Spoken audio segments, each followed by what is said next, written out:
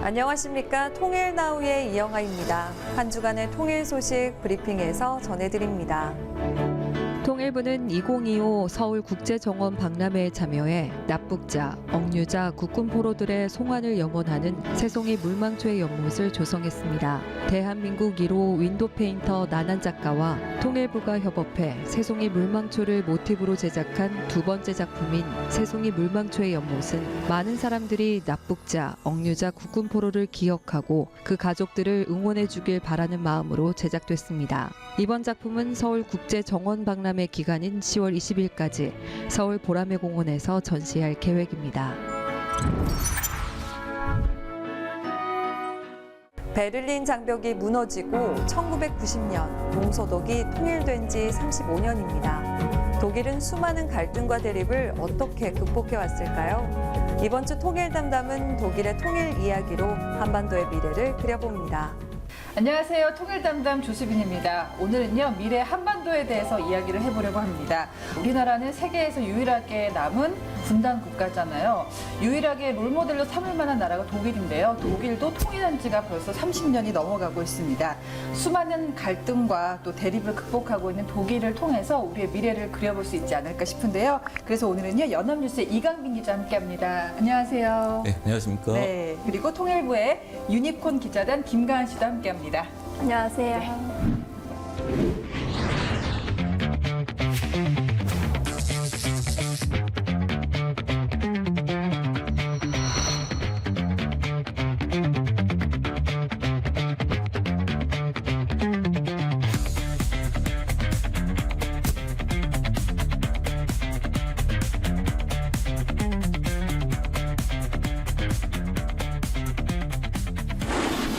독일 통일이라고 제가 들었어요. 네. 독일에서 특파원 생활도 오래 하셨고 한독 통일 자문위원이시라고요. 네. 예, 어떤 일들을 하셨나요? 독일에는 2017년 8월에 특파원으로 나가게 됐습니다. 베를린에서 특파원 생활을 했는데요. 베를린에 가자마자 독일 총선이 있었는데요. 독일 총선을 취재하다 보니까 독일은 이제 연립정부를 보통 구성합니다. 제1당이 50% 과반을 넘지 못하는 경우가 많기 때문에 네. 예, 다른 정당과 연립정부를 구성하는데 다른 정치 세력 간의 연립정부 협상이 5, 6개월이 걸리는 겁니다. 근데 그 과정에서 치열한 대립과 충돌이 벌어지긴 하지만 결국은 그 막 파국으로 갈 것 같은 협상은 예. 결국에는 이루어지게 되더라고요. 그러면서 평화를 200페이지 가까운 연정 협약서라는 것을 작성을 하더라고요. 내가 오라, 내가 다 가져야 돼 이게 아니라 서로를 존중해 주면서 그래, 이거는 너의 정책을 따를게 하면서 양보도 하고. 그럼요. 예. 2017년에 난민이 한 100만 명이 한꺼번에 들어왔을 때였어요. 우리나라 같은 경우는 제주도에 예민 난민이 600명 들어왔는데 나라가 막 발칵 뒤집힌 적이 있었는데 독일은 그 100만 명이 들어온 그 난민들을 다 수용하고 그리고 사회 통합을 위해서 굉장히 이렇게 노력한 그런 것을 보면서 분단기 독일 그때부터 생겨난 갈등을 조정하는 능력이 있었다. 예. 사실 독일이 완벽한 나라라서라기보다는 예. 그 여러 가지 갈등들을 어떻게 조정하느냐. 근데 네. 우리랑 너무 다르다. 예. 여기서 시작이 된 거네요. 그 책과 그 활동들이. 그렇죠? 예, 그렇습니다. 유니콘 기자단이 보시기에 선배 기자님 굉장히 신뢰감이 가지 않습니까? 네. 예. 지금 우리나라가 굉장히 갈등이 많잖아요. 네. 좀 답답할 때도 있죠, 젊은 세대로서.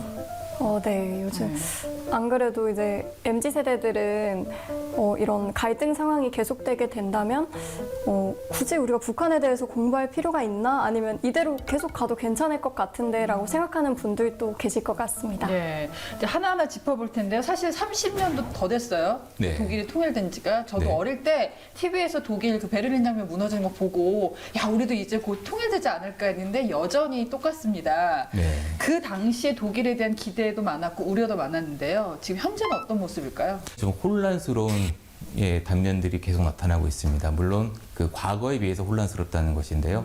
현재 독일 정치를 보면은 올해 2월에 총선이 있었고요. 총선을 통해서 집권당이 바뀌었습니다. 전 세계적으로 독일 총선이 주목을 받은 이유 중에 하나는 그 제2당으로 극우 성향의 네. 독일 대한당이 됐기 때문입니다. 독일 대한당이 이렇게 급부상할 수 있는 배경은 여러 가지가 있는데요. 일단 아까 말씀드렸던 그 난민 문제, 네. 난민이 급속히 많이 들어옴으로써 독일의 노동력 부족 문제, 인구 감소 문제를 상당히 해소를 하고 있지만 이로 인해 발생하는 범죄라든가 뭐 사회적 지출 그리고 사회 통합에서 아직 완벽하게 되지 않는 문제점들 이런 것들을 갖다가 극우 성향 정당이 파고들어서 반난민 정서를 부추기고 옛 동독 지역의 2등 시민 정서 이런 것들이 독일 통일의 후유증이라고 볼 수 있는데 네. 이런 것들을 이제 극우 성향 정당이 잘 이용을 해서 제2당으로 부상을 하게 된 것입니다. 그러니까 사회 갈등이 어떤 뭐 정치권에서는 네. 기회가 되기도 하는 것 같습니다. 이제 궁금한 게 2등 시민론 아까 말씀하셨는데 동서독 갈등을 얘기할 때 2등 시민, 그 동독 네. 출신들을 가리키는 말인가요? 결국에는 1등 시민은 옛 서독 지역에 사는 주민들이고 옛 동독 지역에 사는 주민들은 우리는 2등 시민이다. 라고 자조 섞인 말을 하는 것입니다. 독일 통일이 된 지 35년 정도가 됐는데 아직 동서독 경제적 격차가 어느 정도 조금은 있고요. 네. 그리고 결정적으로 사회적 권력, 그러니까 정치적 권력 부분에서 독일 출신 엘리트들이 사회적 권력을 잡고 있는 경우가 적다. 30년이면 거의 한 세대가 다 지나가고 있는 거잖아요. 그러면 거의 많이 좁혀졌지 않았을까 싶었는데 여전히 남아있군요. 네, 그러니까 그 2등 시민론이라는 게 아무리 네. 경제적인 문제가 많이 해결이 된다고 하더라도 통일 과정에서 동독의 한 8,000개 정도의 기관에 400만 명 정도의 노동자가 일을 하고 있었는데 당시 통일 독일이 세운 신탁기구가 이 기관들을 청산하거나 민영화를 했습니다. 그러다 보니 많은 사람들이 해고가 된 거죠. 그렇겠죠. 그러니까 그 일자리를 잃었던 기업들, 뭐 대학에서도 교수들이 상당수 일자리를 많이 잃었고 경찰, 군 출신들은 뭐 물론 그리고 일반 기업에서도 이제 그러다 보니까 그 불만들이 이제 내재화됐던 것이 있고요. 근데 이게 어쩔 수 없는 부분이 있는 게요. 당시 어떤 평화 통일이라기보다는 서독에 의해서 동독이 흡수된 네. 흡수 통일의 형식이지 않았습니까? 독일 내에서는 흡수 통일이라고 얘기는 하지는 않습니다. 아, 그래요? 그러니까 우리나라 입장에서 봤을 때는 경제적, 정치적으로 그때 뭐 외교적으로도 그렇고 서독이 동독을 흡수한 것으로 이제 알고 있고 전 세계적으로도 사실은 이렇게 알고 있지만 동독 주민들의 불만이 커져가고 이런 것들을 해결해야 되겠다라는 생각이 뒤늦게 서독이 동독을 흡수한 게 아니라 동독에 있는 주민들이 민주화 혁명을 통해서 원해서.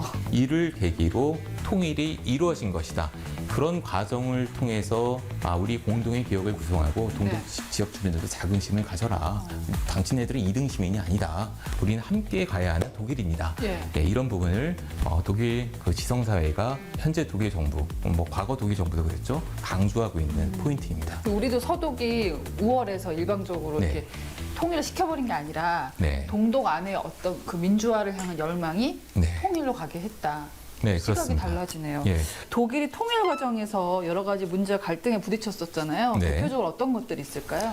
서서 갈등, 저희 남남 갈등처럼 서독 내부에서 발생했던 갈등입니다.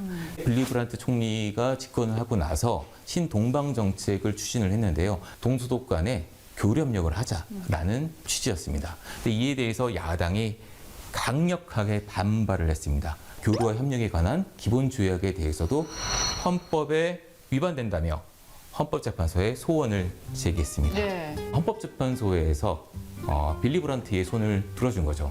기본 조약이 위헌이 아니다. 네. 하지만 헌법재판소는 그 야당의 입장도 좀 배려를 했는데요. 서독 정부가 동서독 교류를 할 때 동독의 인권도 신경을 써라. 인권. 왜냐하면 우리 헌법에는 동독도 우리 영토고 동독 주민들은 우리 주민이다. 우리도 헌법에는 그렇게 되어 네. 있잖아요. 뭐 헌법재판소의 판결로 이게 모든 게 뭐 갈등이 해결됐다 이렇게 보기는 어려운 게 왜냐하면 이 과정에서 선거가 있었는데 긴장 완화를 통해서 평화를 얻고 그리고 심리적 안정을 얻고 동독으로 여행도 갈 수 있고 그렇죠. 브란트의 손을 또 들어줬습니다. 신동방 정책 계속 추진해라 라고 투표로서 의사를 보여준 것이죠. 어떻게 보면 사회적인 합의가 부지불식간에 생긴 그런 그렇습니다. 과정을 거쳐왔네요. 생산적 갈등 능력이 현실 독일에서 난민 문제라든가 나치 시대 부상 문제라든가 그리고 에너지 문제 등의 어떤 경제적 어떤 문제라든가 이런 것들을 대응해 가는 네. 또 하나의 중요한 능력으로 이어지게 된 것이죠. 저는 이것도 궁금한 것 중에 하나가 통일하고 나면은 경제적인 비용이 상당히 많이 들었을 것 같아요. 네. 그리고 아까 뭐 1등 시민, 2등 시민 얘기도 하셨는데 정서적인 격차도 있었을 것 같고 동독의 경제 상황과 서독을 비교했을 때 어느 정도였고 갭을 어떻게 메워나갔을까요? 분단기 그리고 이제 통일이 이제 이루어질 당시에 1990년 그 즈음에 동독의 1인당 국민 총생산이 서독에 비해서 한 30% 정도밖에는 안 됐을 겁니다. 예.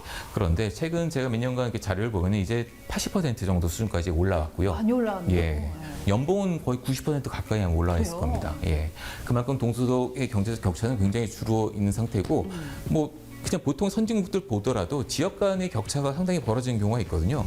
그런 거 감안하면은 동서독의 현재 경제적 격차는 정말 별게 아니다. 극복됐다. 라고 볼 수도 있습니다. 하지만 독일 통일의 날에 통일 백서라는 것을 발간을 합니다. 이 통일 백서에는 아까 말씀하셨던 그런 경제적 격차에 대해서 이렇게 좀 기술이 돼 있는데요. 그러면서 우리는 여전히 과제가 많다. 앞으로 더욱더 동독 지역의 재건을 위해서 노력해야 된다라고 다짐을 합니다. 언론에도 그런 식의 논조로 기사가 나오죠. 혹시 그게 서독 국민들이 좀 네. 뭐 세금을 많이 냈다든지 네. 어떤 경제적인 희생을 통해서 이루어진 그런 성과는 아닌가요? 네, 그런 어떻게 보세요? 점도 있습니다. 네. 그러니까 독일이 통일이 된 이후에 통일연대세라는 세금을 걷었는데요. 여기에 대해서는 조세 저항도 물론 있었죠. 하지만 독일 사회 전체적으로 당연히 우리는 한 민족이고 한 국가이고 같이 살아가는 공동체다. 함께 살아가는 사람들을 위해서 우리가 더 지출을 할 수가 있다라는 사회적 컨센서스가 형성이 된 것이었죠. 근데 듣다 보니까 만약에 우리 대한민국 남한과 북한이 통일된다면 어떤 일을 겪게 될까 알 것 같기도 하고 또 네. 차이도 있을 것 같습니다. 독일의 통일을 통해서 본 한반도의 미래 이야기 다음 주에 이어지겠습니다. 저희는 다음 시간에 또 만날게요. 통일 담당. 감사합니다.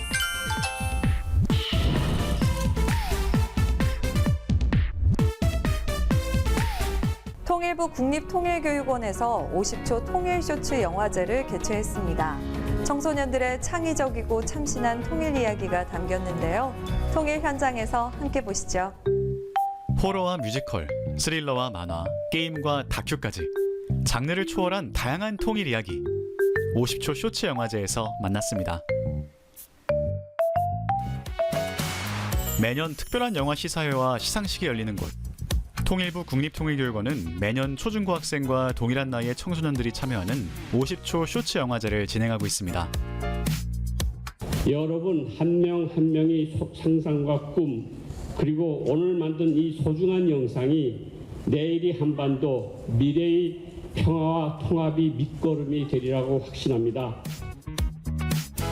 광복과 통일을 영화제의 주제로 청소년들이 직접 제작한 작품들이 영화제에 출품됐는데요. 50초 안에 여러 얘기를 넣기에는 너무 힘들다고 생각해가지고 그 50초 안에 어떻게 하면은 임팩트 있고 좋게 이렇게 영상을 제작할 수 있을까라는 생각에 저희는 그냥 통일을 할 때 장점들로만 구상을 해서 영상을 만들게 되었는데 그 부분이 제일 어려웠던 것 같습니다. 예선 심사와 국민 투표, 결선 심사를 거쳐 수상작 18편이 선정됐습니다. 표출적 형식이라든가 앵글 각도라든가 편집의 속도라든가 이런 부분들이 잘 돼 있는 것들도 있었고요. 통일교육이 확산이 중요하기 때문에 몇 명이 참여했는지도 보았는데 한반 전체가 같이 참여한 이런 작품들도 있어서 굉장히 좋았습니다. 수상작 중 초등부와 중등부, 고등부의 최우 수상 작품들을 만나볼 시간.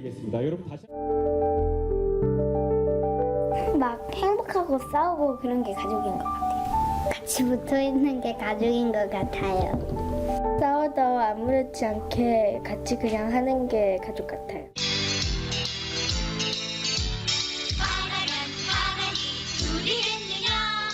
근데 진짜 가능해? 우리가 100% 손해지. 굳이? 너무 늦었어. 어깨 정신 차려. 그냥 꿈이라고. 사실 저희 부원들이 처음 모여서 올해 첫 작품이거든요.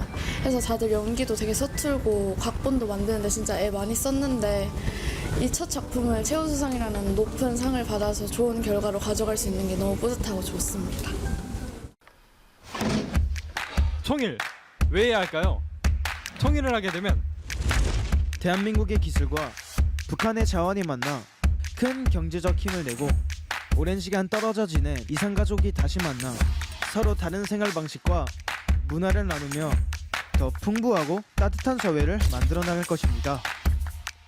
팀원들과 함께 통일에 대해 긍정적인 측면에 대해 알아보면서 더 통일이 어떻게 이루어져야 되는지 알아볼 수 있는 기회가 되어 좋았던 것 같고, 또 하나의 짧은 영상을 만들어 보면서 팀원들과 단합력도 쌓을 수 있어서 좋았던 기회였던 것 같습니다.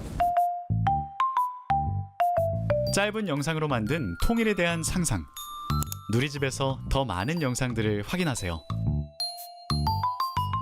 이상으로 통일 나우를 마칩니다. 시청해주신 여러분 고맙습니다.